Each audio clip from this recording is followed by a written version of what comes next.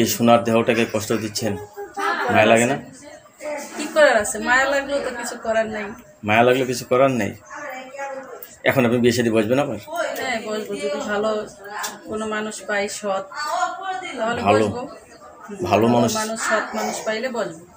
ভালো নিয়ে তো সবাই সংসার করতে পারে, খারাপ নিয়ে তো পারে না। তা তো অবশ্যই, এজন্যই তো হয় নাই। ছেলে মেয়ে আছে আপনার? হ্যাঁ ছেলে আছে একটা।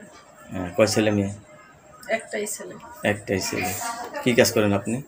আমি সেলাই মেশিনের কাজ করি। সেলাই মেশিনে কাজ করেন? সেলাই মেশিন ঘরে আছে?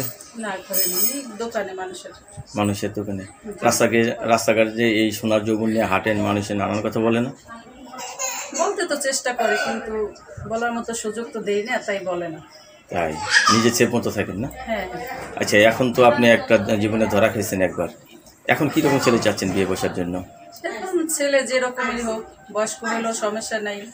আর ইয়াং জেনারেশন তো আমাকে বিয়ে করবে না। কেন, আপনার ভিতরে সব আছে। আপনি না না না, আপনার তো ইয়ং জেনারেশন। একটা ছেলে আছে, সে যেহেতু আমি ওদিকে তেমন একটা করি না, তারপর যদি ভাগ্যে থাকে সেটা ভাগ্যের ব্যাপার। বয়স্ক লোকদের এত ভালো লাগে কেন? এরা বউ ভালোবাসে তাই।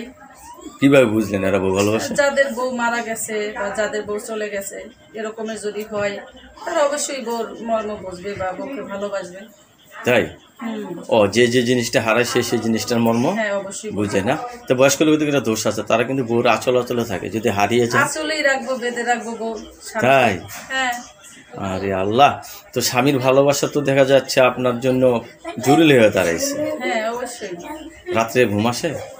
হ্যাঁ ঘুমাই, রাত্রে তো অবশ্যই ঘুমাই। সারাদিন পরিশ্রম করার পর আইসা তো রাত্রে অবশ্যই ঘুমে ধরে।